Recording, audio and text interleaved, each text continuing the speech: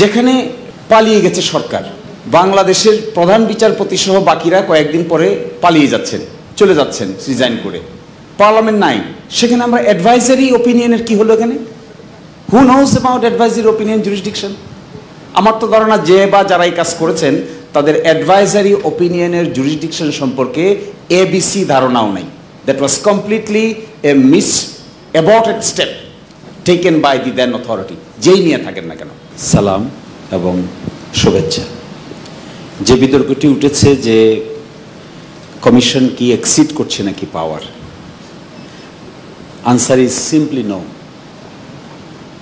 Because আমাদের হাতে 166টা যখন তুলে দেওয়া হলো সেখানেই এই আলোচনা ছিল যে আলোচনা আজকে করা হচ্ছে। সেখানে বলা ছিল যে সংস্কারের সময়কাল ও বাস্তবায়নের উপর ঠিক চিহ্ন দিন। তার মধ্যে একটা অপশন ছিল নির্বাচন আগে অধ্যাদেশের মাধ্যমে, নির্বাচনের আগে গণভোটের মাধ্যমে, নির্বাচনের সময় গণভোটের মাধ্যমে, গণপরিষদ গঠনের মাধ্যমে, নির্বাচনের পরে সাংবিধানিক সংস্কারের মাধ্যমে, গণপরিষদ ও আইনসভা হিসেবে নির্বাচিত সংসদের মাধ্যমে। তাহলে এই প্রশ্ন এখন কেন উঠবে যে প্রধান উপদেষ্টার ম্যান্ডেটের বাইরে চলে গেছে? It is for the first document you supplied us. The consensus commission supplied us this document incorporating 166 points of reform. তার মধ্যে কিভাবে বাস্তবায়ন মেকানিজম হবে এটা আমাদেরকে তো প্রথম দিনই দেওয়া হয়েছে। সুতরাং প্রধান উপদেষ্টার কথার ম্যান্ডেটের বাইরে চলে গেছে, this question is at all not relevant. আজকে আর রেলেভেন্ট না, ইট ওয়াজ রেলেভেন্ট বিফোর 7-8 মান্থস ব্যাক। পরবর্তী প্রশ্ন, একটা জিনিস এখানে ভুল হচ্ছে, বড় ধরনের ভুল ইন মাই হাম্বল আন্ডারস্ট্যান্ডিং। যখন সরকার পালিয়ে গেল, 5 তারিখ গেল, 6 তারিখ গেল, 7 তারিখ গেল, 8 তারিখ তড়িঘড়ি করে আমরা একটা 106-এ একটা অ্যাডভাইজারি ওপিনিয়ন নিলাম। অল নোজ, যাদের কনস্টিটিউশনাল আন্ডারস্ট্যান্ডিং আছে, advisory opinion does not have any binding force. এইটার কোনো বাইন্ডিং ফোর্স নাই। বাংলাদেশের ইতিহাসে এখন পর্যন্ত 3টা অ্যাডভাইজারি ওপিনিয়ন হয়েছে। একটা হয়েছিল পার্লামেন্ট বয়কট কেস, আরেকটা হয়েছিল বিডিআর মিউটিনি কেস, আরেকটা হয়েছে এটা 106-এর কেস। এখানে 106-এর শেল্টারটা যে নেওয়া হলো, কে নিল, কারা নিল, কিভাবে নিল, এটা একটা মিস্টেরিয়াস ব্যাপার। That was a completely wrong step taken by the then attorney general. আমি শুধু অ্যাডভাইজারি ওপিনিয়নের কপিটা আমার কাছে আছে। এই অ্যাডভাইজারি ওপিনিয়নের এই কপির মধ্যে কোনো আইনজীবীর নাম তো দেখি না, শুধু আছে বাংলাদেশের অ্যাটর্নি জেনারেল, আর কেউ নাই। It was not even heard, we were in the court, it was not even heard by the court.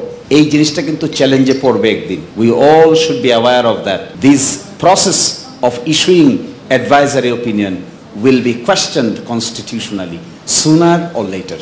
আসবে খুব দ্রুত। আমরা অরিজিনাল ফাইল বিভিন্ন সময় দেখতে চেয়েছিলাম, আমাদেরকে দেখতেও দেয়নি। সো এই কথাটা আমি এখানে রাখলাম। Time will say what will be its ফেট।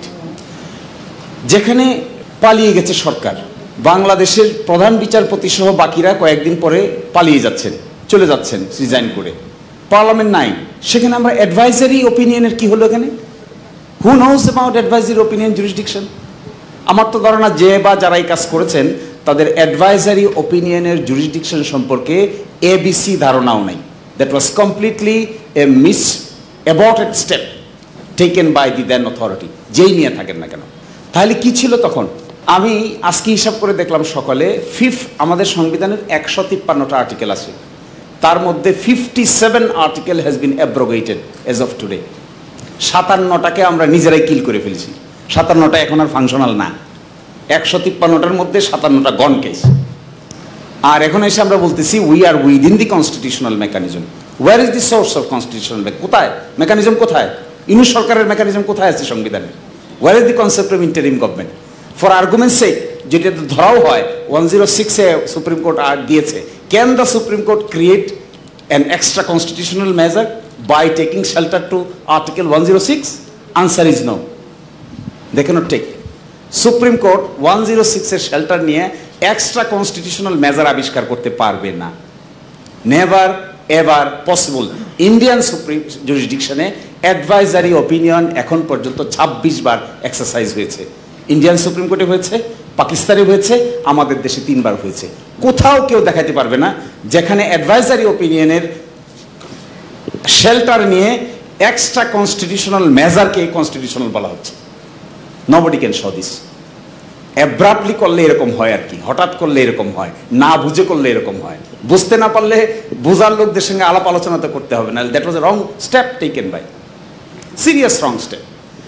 এখন এসে আমরা আর্গুমেন্ট করছি যে আমরা উইদিন কনস্টিটিউশন আছি। কিভাবে উইদিন কনস্টিটিউশন আছি? কি করে আমরা এখানে এই আমরা 31 পলিটিক্যাল পার্টি বিষয়ে আলোচনা করছি, সংবিধানের কোন কোন ধারা অনুচ্ছেদ সংশোধন করা যাবে না যাবে। কোথায় পেলাম এই ক্ষমতা? Who gave us the power? আমরা এখানে আলোচনা করলে কি লাভ হবে? Where is the parliament? Is this the constituent power? আমাদের কনস্টিটিউয়েন্ট পাওয়ার আছে, পিপলের ম্যান্ডেট আছে। এভাবে যদি হিসাব করেন, যখন সংবিধান এভাবে অ্যাব্রোগেট হয়ে গেছে তখন একটা জিনিস শুধু বকেয়া ছিল, যার উপর আমরা দাঁড়িয়ে আছি। এই বকেয়া পার্টটার নাম হলো Solomon expression of the will of the people. এই পার্টটুকু শুধু বাকি আছে। যখন সংবিধানের সব অনুচ্ছেদ অ্যাব্রোগেটেড হয়ে যায়, 7 সবসময় বহাল থাকে। এই 7টাই হলো জনগণের ইচ্ছার চরম বহিঃপ্রকাশ। এই জন্যই আমরা এখানে, এই জন্যই সরকার। এছাড়া আর কোনো ফাউন্ডেশন যে যাই দিতে চাইবেন তারা কেউ কোনো লিগ্যাল আর্গুমেন্ট করতে পারবেন না। তারা সবাই করবেন হলো আমি যদি আর্গুমেন্ট করে আমি বলবো, ক্ষমতার জোরে বলতে পারবো, শক্তির জোরে বলতে পারবো, নানান কারণে আমি বলতে পারবো, কিন্তু there is no such foundation. আমরা যে বলছি ফেব্রুয়ারিতে নির্বাচন হবে, under what law? Where is the law? Under what law the election will take place? Where is the law? Who can say this is the law? কে বলতে পারে কোথায় আইন আছে? আমাদের 106 অ্যাডভাইজারি অপিনিয়নটা বাংলায় দেওয়া দেখবেন, 12-14 লাইন। একটা বার তো বলা নাই ইন্টারিম গভর্নমেন্টের পিরিয়ড কতদিন হবে, how long this government will continue. There is no such mechanism. এত কিছুর পরে আমরা বলছি যেখানে পার্লামেন্ট মানে গভর্নমেন্ট সিস্টেম নাই, প্রেসিডেন্ট সিস্টেম নাই, পার্লামেন্ট নাই, আমরা বলছি উই আর নাকি within the constitution. This understanding is my humble view is a serious misunderstanding of the constitutional jurisprudence, also the political jurisprudence. এখন এখান থেকে রাস্তা হলো দুটা। একটা রাস্তা হলো, যদি আমরা মনে করি যে কনস্টিটিউয়েন্ট পাওয়ার আমাদের নাই, অ্যামেন্ডমেন্ট পাওয়ারের বলে আমরা অ্যামেন্ড করতে যাই, যা কিছু হয়েছে আমি can tell you by assurance, 8th amendment case, 7th amendment case, 16th amendment case, Masdar Hossain case, তারপরে সর্বশেষ এখন আলোচনা হচ্ছে 13 অ্যামেন্ডমেন্ট কেস রিভিউ আসছে। সবগুলোতে consistently basic structure of the constitution cannot be changed by way of amendment. Only by applying the constituent power basic structure can be changed. আমরা তো এখানে এগ্রি করতেছি দ্বিকক্ষ বিশিষ্ট পার্লামেন্ট হবে। আমাদের তো unitary parliament, it's a basic structure. You cannot change it, we cannot change it. এই আর্গুমেন্টে হয়েছিল 8th অ্যামেন্ডমেন্ট কেসে। 8th অ্যামেন্ডমেন্ট কেসে বলা হয়েছিল হাইকোর্ট ডিভিশনকে নিয়ে যাওয়া হয়েছে ঢাকার বাইরে, unitary character of the state has been destroyed. That's why 8th amendment has been declared unconstitutional. Again সব হাইকোর্টে সে একসাথে। এখন যে আমরা একটা পার্লামেন্টকে দুটো বানাতে চাই, উচ্চকক্ষ নিম্নকক্ষ, এগ্রি করে ফেলেছি, এটা তো we are destroying the basic structure. পার্লামেন্টের বেসিক স্ট্রাকচারকে ডিস্ট্রয় করে দিচ্ছি, আরেকটা জায়গায় ডিস্ট্রয় করে দিচ্ছি। সিরিয়াসলি আমরা বলতেছি আবার আমরা হাইকোর্টকে বিভাগীয় লেভেলে ফিরে পাঠাবো। এই ব্যাপারে তো সুপ্রিম কোর্টের রায় হয়ে গেছে, এই ব্যাপারে তো 8th অ্যামেন্ডমেন্টের রায় হয়ে গেছে। কনস্টিটিউশন অ্যামেন্ডমেন্ট করা হয়েছে তো আর্টিকেল 100, আর্টিকেল 100 তো আবার নতুন করে রিভাইভ করে গেছে। এখন আমরা আবার বলতেছি আবার যাবো সেখানে। এটাও তো ডিস্ট্রয়িং দ্য বেসিক স্ট্রাকচার। এখন বেসিক স্ট্রাকচার ডিস্ট্রয় করে ফেলতে চাচ্ছি, কিন্তু আবার কনস্টিটিউয়েন্ট পাওয়ার অ্যাপ্লাই করতে চাই না, অ্যামেন্ডিং পাওয়ার করতে চাই। একটাও টিকবে না। আমি আপনাদেরকে ফর গড সেক বলতে পারি, যেদিন আপনাদের যাদের বয়স হয়ে গেছে থাকবেন না, আমাদের যাদের মধ্য বয়স হয়ে গেছে আমরা থাকবো না, আর যারা এই রিভলিউশন ঘটাইছে তারাও সেদিন হয়তো মধ্যবয়সী থাকবে। সব কিছু উল্টে যাবে কনস্টিটিউশনাল জুরিসপ্রুডেন্স নিউ সার্কামস্টেন্সেসে, যদি না কনস্টিটিউয়েন্ট পাওয়ার অ্যাপ্লাই করার অপরচুনিটি বের করা না হয়। এই জন্য আমরা যে কথা বলছি, আমরা বলছি এখন হওয়া উচিত। আমাদের লজ্জা লাগতে পারে, আমরা কিন্তু কেউ সংবিধান সাসপেন্ড করার কথা বলছি না ইন ইটস টোটালিটি। এটা মিথ্যা, এটা ভুল ধারণা। আমরা যে প্রপোজাল দিচ্ছি সেই প্রপোজালে আমরা বলছি যে we do not want to suspend the constitution in its entirety. Then what we want? We want what mister Shaheed president Zia Rahman did. আমরা এটা চাই। আমরা বলছি যে সমস্ত ব্যাপারে আমরা একমত হলাম, এই চার্টারে আমরা এটা বলবো যে এই সমস্ত ব্যাপারে সংবিধানের যে অংশগুলোর সঙ্গে সাংঘর্ষিক হবে, এই সাংঘর্ষিকের মধ্যে আমরা একমত হলাম বিষয়গুলো প্রাধান্য পাবে। That is what is our argument. তাহলে এটাও যদি বলতে না পারি, এত আলোচনা কি কারণে? কেন এটা প্রিভিলেন্স পাবে না?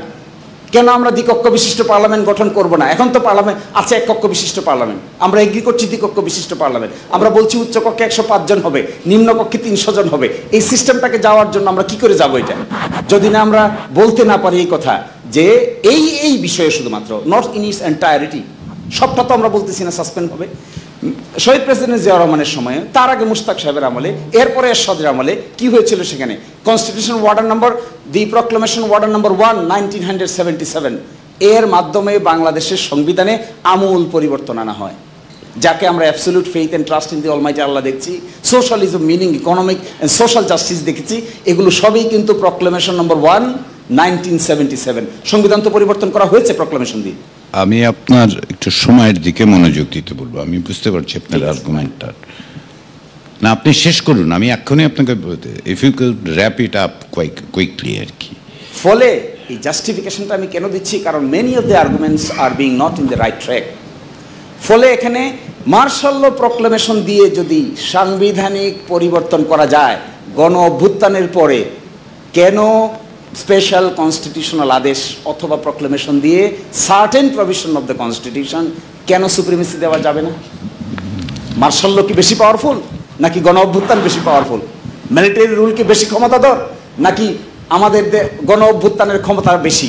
In my humble understanding, this mass movement is much more powerful than any other military law. ফলে যে আর্গুমেন্ট করা হচ্ছে যে এই ডিক্রি জারি করতে গেলে লাগবে হলো military chief, no, people will declare it on behalf of the people who will declare, 2-3 authorities will declare it। এই কথা বলবে, এই বিষয়গুলো প্রাধান্য থাকবে।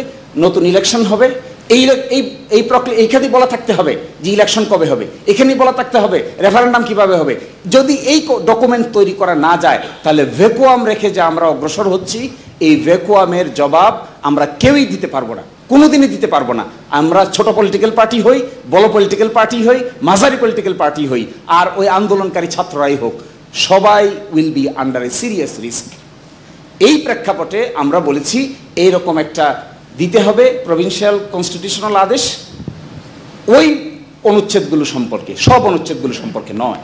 এরপরে পার্লামেন্ট নির্বাচন হবে, পার্লামেন্ট গঠিত হবে, সেই পার্লামেন্টে অ্যাপ্রুভ হবে। আর যদি এটাকে আরও সিলগালা করতে হয়, তখন একটা রেফারেন্ডাম দিয়ে এটা অ্যাপ্রুভ করে দেওয়া যেতে পারে, যেমনটি শহীদ প্রেসিডেন্ট জিয়াউর রহমানও করেছিলেন, রেফারেন্ডামের আয়োজন করেছিলেন, ওনার কনফিডেন্স নিয়েছিলেন। তারপরে প্রেসিডেন্সিয়াল ইলেকশন হয়েছে, বিএনপি গঠিত হয়েছে, বিএনপি গঠিত হওয়ার পরে পঞ্চম সংশোধনী বিল পাশ হয়েছে, মার্শাল ল উড্র হয়েছে, বাংলাদেশ নতুন করে যাত্রা শুরু করেছে। We can follow this example. Thank you.